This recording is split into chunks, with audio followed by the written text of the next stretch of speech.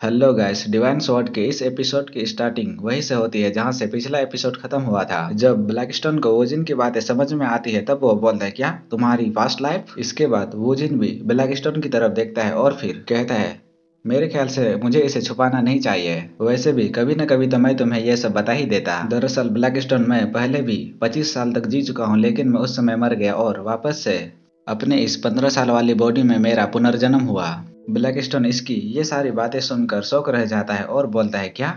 इसके बाद वूजिंग उसको अपने बारे में बताता है, मैं इस फैमिली में किसी धब्बे के जैसे पैदा हुआ और मुझे फैमिली के सारे लोगों से अलग करके रखा जाता था। मेरे साथ मेरे भाई बहन भी अच्छे से बर्ताव नहीं करते थे और मुझे हमेशा ही मारते रहते थे। लेकिन जब मैं 25 साल का हो गया, मुझे अपने फैमिली से धक्के मारकर निकाल दिया गया। साथ ही मेरे बाजू के रूट वेन और ऑरा को भी डिस्ट्रॉय कर दिया गया था। फिर जब कुछ समय बाद आसमान में क्रैक ओपन हुआ और वहां पर से मॉन्स्टर आए, उस समय मैं उनके हाथों से मारा गया। यहाँ पर ये अपने पहले वाले लाइफ के बारे में ब्लैकस्टोन को बता रहा होता है। ब्लैकस्टोन भी इसकी बातों को ध्यान से सुन रहा होता है। इसके बाद वो वूजिंग के पास्ट लाइफ के बारे में सोचते हुए बोलता है, तो ऐसा बात है?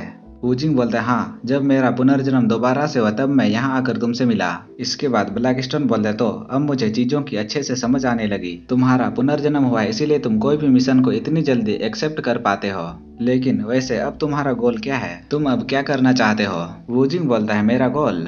ब्लैकस्टोन बोलता है, जबकि तुम्हारे पास अभी मेरे जितना एक स्ट्रॉन्ग साथी है जो कि तुम्हारे पिछले वाले लाइफ में नहीं था, तो क्या तुम्हारे पास अभी कोई ऐसा गोल नहीं है जिसे कि तुम अचीव करना चाहते हो?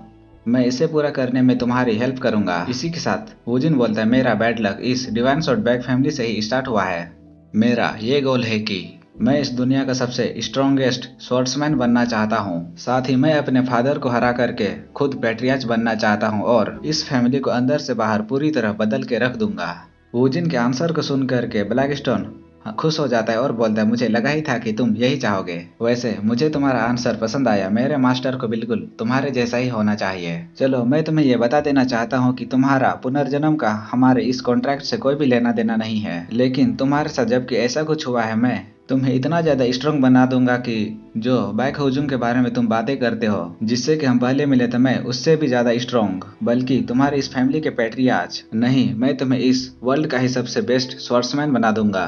वुजिन बोलता है, क्या सच में ऐसा हो सकता है? ब्लैकस्टोन उससे बोलता, हाँ, ये सब तुम्हारे ऊपर ही डिपेंड करता है। तुम्हें तुम्हारे गोल को हासिल करने के लिए इनसेन मेहनत करना होगा। वुजिन भी पूरे कॉन्फिडेंस से बोलता, हाँ, मैं अपने गोल को हासिल करने के लिए पागल होने के लिए भी तैयार हूँ। इसका कहने का मतलब कि वो अपने गोल के लिए पागलों की तरह मेहनत करने के लिए भी तैयार है। इसे इतने जोश में देख करके ब्लैकस्टोन बोलता, हाँ, मुझे तुम्हारा एटीट्यूड पसंद आया। बैक वुजिन, तुम मैजिक शॉट के ओनर हो, साथ ही मेरे मास्टर भी हो, इसलिए मैं तुम्हें और एक बार ये बता देना चाहता हूँ कि मैं तुम्हें इस दुनिया का सबसे स्ट्रॉन्गेस्ट स्वॉर्ड्समैन बना दूंगा। उसी समय उसके सिस्टम में उसे एक सरप्राइज क्वेस्ट आता है जिसमें उसे कहा जाता है, अपने लक को टेस्ट करिए और इसमें से एक कार्ड को चूज कीजिए।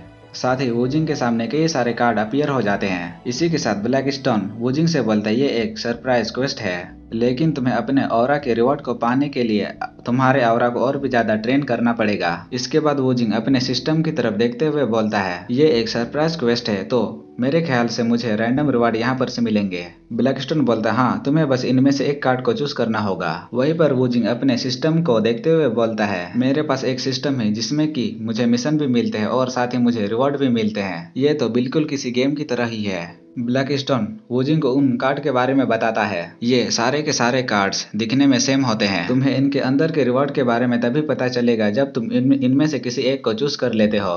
वैसे तुम्हारी जानकारी के लिए मैं तुम्हें ये बता देना चाहता हूँ कि तुमसे पहले मेरे जितने भी मास्टर थे, उन्हें इन कार्ड को चूज करने पर हमेशा से ही पत्थर मिलते थे। इसी के साथ वुजिंग एक कार्ड को चूज करते हुए बोलता है, मैं इसे चूज करूंगा।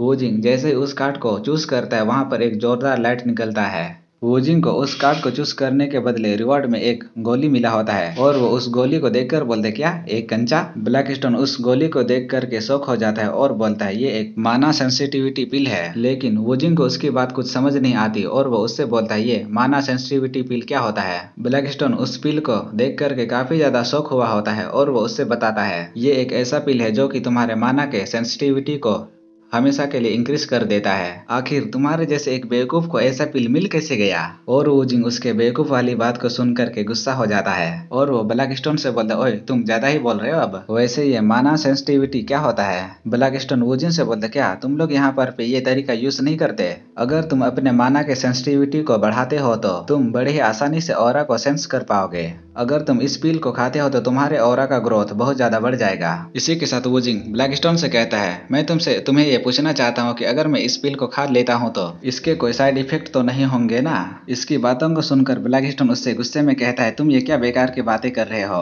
ये एक ऐसा पिल है जिसका कि कोई भी साइड इफेक्ट नहीं होता। वोजिंग बोलता है, तुम्हें तो पता ही है ना मेरे साथ पिछले बार क्या हुआ था।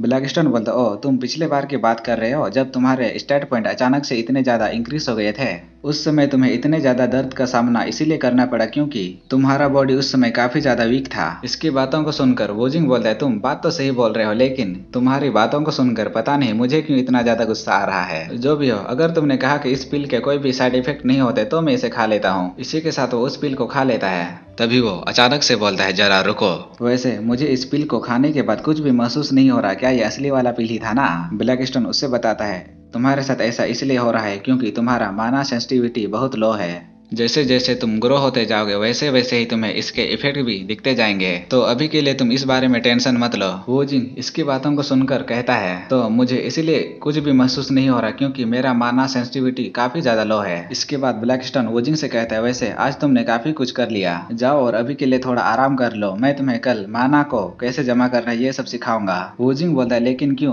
मुझे अभी ये सब सिखाओ। इसकी बातों को सुनकर ब्लैकस्टोन को बहुत गुस्सा आ जाता है और वो उससे बोलता है, तुम कमीने कहीं के, तुमने आज के लिए बहुत ट्रेनिंग कर लिया, अभी जाके थोड़ा आराम कर लो। वोजिंग ब्लैकस्टोन से कहता है, तुमने ही तो मुझे कहा था ना मेरे टाइटल के कारण मेरा रिकवर स्पीड 5 गुना ज्यादा तेज हो गया है, और तुम्ही ने तो मुझे कहा था ना कि मुझे अपने गोल को हासिल करने के लिए एकदम पागल हो जाना है इसके पीछे, लेकिन अब तुम मुझे ऐसे गाली क्यों दे रहे हो जबकि मैं इस वक्त यहाँ पर और भी ज्यादा ट्रेनिंग करना चाहता हूँ। और वो वहीं पर मेडिटेशन की पोजीशन में बैठकर ब्लैकस्टोन से कहता है, अगर अब तुम्हें मेरी बातों का समझ आ गया हो तो मुझे परेशान करना बंद करो और यहाँ पर मेरा हेल्प करो। वहीं पर खिड़की के बाहर से एक बंदा वोजिंग के ऊपर नजर रखे हुए था। इसके बाद वो बंदा एक जगह पर जाता है और कहता है, पैट्रियाज, मैं डार्क स्वॉर्ड मून स्क्वाड का जुयुंग आपको रिस्पेक्ट करता हूँ, मुझे कुछ पता चला इसलिए मैं आपको यहाँ पर रिपोर्ट करने के लिए आया हूँ। पैट्रियाज उससे कहता है, चलो बताओ क्या है वो। सामने वाला बंदा बोलता है, यंग मास्टर वोजिन ने मियोंग-हुन को डिफीट कर दिया है। इसकी बातों को सुनकर पैट्रियाज बोलता है, क्या? तभी सामने वाला बंदा पैट्रियाज से कहता है, उन्होंने कोई भी स्वॉर्ड को यूज नहीं किया था, उन्होंने बिना कोई वेपन के फाइट किया था। इसी के साथ पैट्रियाज कहता है, तो तुम मुझे ये बताना चाहते हो कि मियोंग-हुन जो कि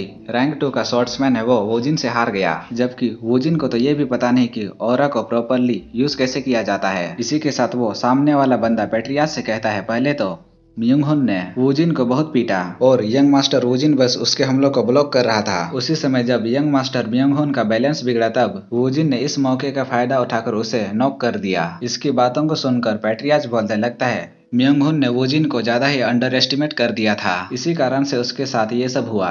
वैसे मियोंग-हुन अभी क्या कर रहा है? सामने वाला बंदा पैट्रियाज से कहता है, जब से मियोंग-हुन को होश आया है उसने खुद को एक कमरे में बंद करके रखा है और अभी तक बाहर नहीं आया। पैट्रियाज बोलते, वो डरपोक कहेगा, मैं तो उसे आइसोलेशन में भी नहीं रख सकता। दूसरी तरफ मियोंग-हुन जो कि एक कमरे में बंद होकर बैठा हुआ था वो अभी भी अपने मन में सोच रहा होता है, मैं उस बेवकूफ से हार गया, लेकिन कैसे? नहीं, ये सब सच नहीं हो सकता, मैं उससे कभी नहीं हार सकता। इसके बाद पैट्रियाज सामने वाले बंदे से पूछता है, और वोजिन का क्या? इसी के साथ हमारा ये एपिसोड यहीं पे खत्म होता है, फिर मिलेंगे अगले वीडियो में।